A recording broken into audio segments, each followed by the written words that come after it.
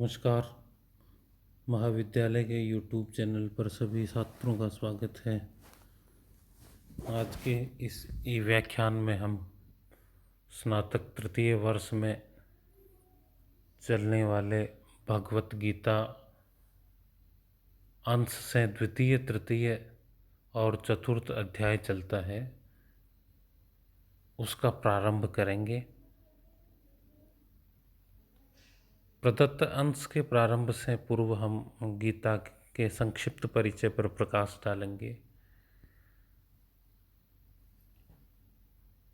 गीता भारतीय दर्शन ग्रंथों में सर्वप्रसिद्ध दर्शन ग्रंथ है। विश्व में सबसे अधिक व्याख्याएं, अनुवाद और पुस्तकें गीता पर प्रकाशित हो चुकी है। न केवल हिंदू संप्रदाय के लोग, न केवल भारतीय लोग, अपितु संपूर्ण विश्व के लोग गीता दर्शन के अनुयायी है। और उस गीता में जो सार्वभौम तथ्य है वो अनुकरणीय है, इस बात को संपूर्ण विश्व मानता है। विज्ञान के विद्यार्थी, मैनेजमेंट के विद्यार्थी, अन्य आधुनिक विषयों के विद्यार्थी भी गीता की प्रासंगिकता और उसकी सार्वभौमिकता को स्वीकार करते हैं।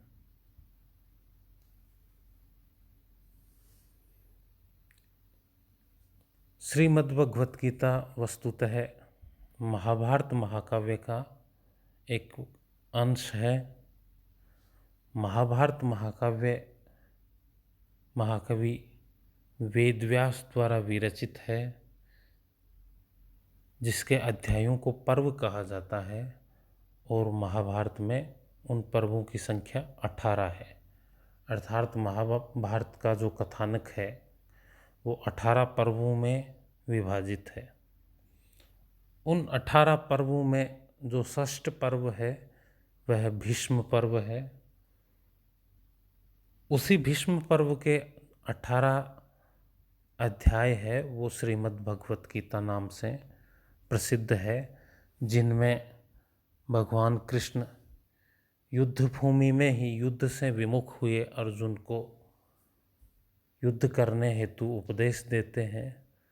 वही उपदेश का भाग संस्कृत साहित्य में श्रीमद् भगवत गीता नाम से प्रचलित है।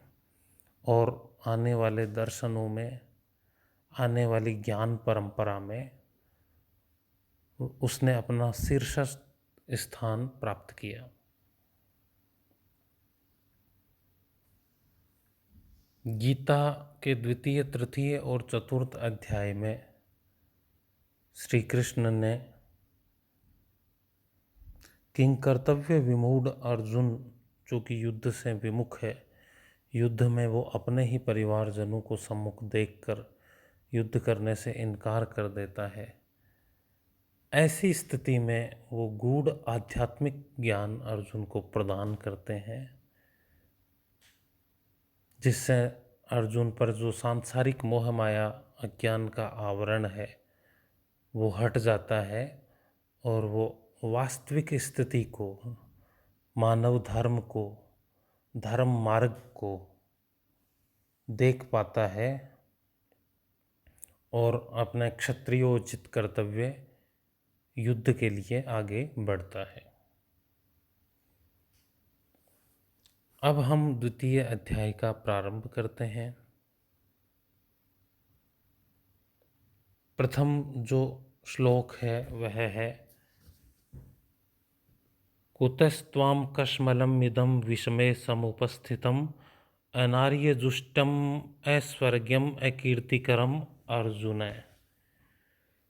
श्री कृष्ण कहते हैं कुतः त्वाम कश्मलम् इदं विषमे समुपस्थितम्। हे अर्जुन, कुतः त्वाम, तुम में कहाँ से, विषमे, ऐसी विषम परिस्थिति में। विषम परिस्थिति क्या है? जब युद्ध हो रहा है, धर्म और अधर्म के बीच युद्ध है, ऐसे युद्ध संग्राम में, ऐसी विषम परिस्थिति में इदम कश्मलम कुतः समुपस्थितम, ऐसे विषम परिस्थिति में हे अर्जुन, तुम्हारे मन में यह अज्ञान, यह कायरता कैसे उत्पन्न हुई। अर्थात ऐसे युद्ध संग्राम के समय तुमने युद्ध से जो मना किया है, वह इस समय, इस विपरीत समय में तुम्हारे मन में ये भाव कहाँ से उत्पन्न हुए। अनार्य दुष्टम, आप जिस मार्ग पर चल रहे हो, युद्ध न करने का, युद्ध विमुख होने का जो मार्ग है, वो कैसा है? अनार्य दुष्टम, न आर्य दुष्टम, श्रेष्ठ लोगों के द्वारा अनुकरण योग्य नहीं है, अनार्य लोगों के द्वारा अनुकरण योग्य है। ऐश्वर्यम, और वह कैसा है? ऐश्वर्यम, स्वर्ग को दिलाने वाला भी नहीं है। अकीर्तिकरम, और वह कीर्ति अथवा यश को प्रदान करने वाला भी नहीं है। तो हे अर्जुन, ऐसे युद्ध के विषम समय में तुम्हारे मन में यह कायरता, युद्ध न करने का जो अज्ञान है, वो कैसे उत्पन्न हुआ है? यह अज्ञान अनार्य दुष्टम, अर्थात आर्यों के द्वारा अनुकरण योग्य नहीं है। ऐश्वर्यम, स्वर्ग को प्रदान नहीं कराने वाला है। अकीर्तिकरम, और कीर्ति और यश को भी प्रदान नहीं कराने वाला है। इसलिए हे अर्जुन, तुम इस जो दुर्भाव को प्राप्त हुए हो, उस विषय में जानो। श्लोक में अनुष्टुप छंद है, जिसमें संपूर्ण छंद में 32 वर्ण होते हैं, एक चरण में 8 वर्ण होते हैं। अनुष्टुप छंद का लक्षण है श्लोके षष्ठम गुरुर्गेयम सर्वत्र लघु पंचमम द्विचतुष्पादियोर रस्वम सप्तमम दीर्घ मन्ययो। तो इस प्रकार से छात्र सबसे पहले प्रसंग करेंगे। प्रसंग में हम लिखेंगे प्रस्तुत श्लोक विश्व प्रसिद्ध दर्शन ग्रंथ और भारतीय आध्यात्मिकता के सर्वोपरि ग्रंथ श्रीमद् भगवत गीता के 2 अध्याय से उद्धृत है। श्रीमद् भगवत गीता महाभारत महाकाव्य के षष्ठ पर्व भीष्म पर्व का अंश है, जिसमें युद्ध विमुख अर्जुन को युद्ध भूमि में ही श्री कृष्ण द्वारा कर्म का, ज्ञान का और भक्ति का उपदेश दिया जाता है। प्रस्तुत अंश में युद्ध विमुख अर्जुन के मनोभावों को प्रतिपादित करते हुए श्री कृष्ण इस प्रकार कहते हैं। उसके बाद हम व्याख्या करेंगे, उसके बाद हम विशेष करेंगे, जिसमें छंद इत्यादि और व्याकरणात्मक जो टिप्पणियां हैं उनको इंगित करेंगे। इस प्रकार से हम आदर्श रूप से प्रत्येक श्लोक को व्याख्या के रूप में और प्रश्नों के रूप में तैयार करेंगे। आगे जो हमारा श्लोक है वह है क्लेव्यम माम स्मह गमय पार्थ नेतत्वयि उत्पद्यते क्षुद्रम हृदय दौर्बल्यम त्यक्तोत्तिष्ठ परंतप है। क्लेव्यम, क्लीवश्य भाव यानी नपुंसकता का भाव। क्लेव्यम मास्मय गम है, पार्थ, हे पार्थ, हे अर्जुन, तुम नपुंसकता के भाव को प्राप्त मत हो। यहाँ नपुंसकता का भाव क्या है?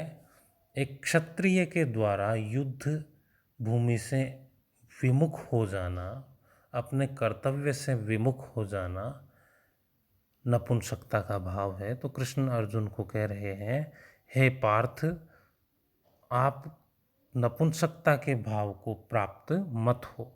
न एतत् त्वयि उपपद्यते, क्योंकि यह तुम जैसे श्रेष्ठ क्षत्रिय को शोभा नहीं देता। न त्वयि उपपद्यते, यह तुझ में अच्छा नहीं लगता। क्या अच्छा नहीं लगता? युद्ध विमुख होना, अपने कर्तव्य से विमुख होना।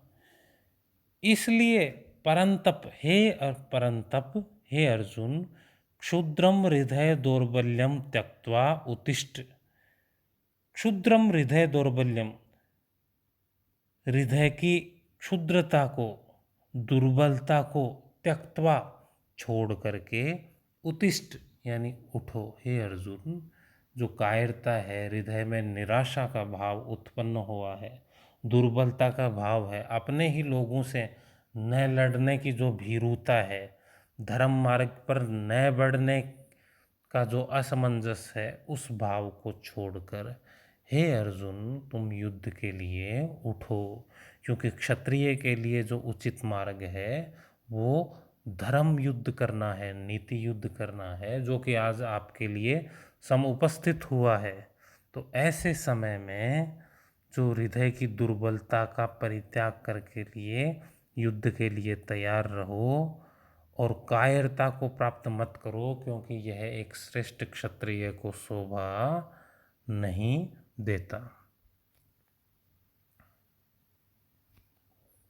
इस प्रकार हमने इस संक्षिप्त ई व्याख्यान में श्रीमद् भगवत गीता का परिचय प्राप्त किया, उसके प्रसंगों के विषय में जानकारी प्राप्त की, और जो द्वितीय अध्याय का प्रारंभ किया और किस तरह से एक आदर्श व्याख्या को छात्र करेंगे, उस विषय में हमने संक्षिप्त जानकारी ली।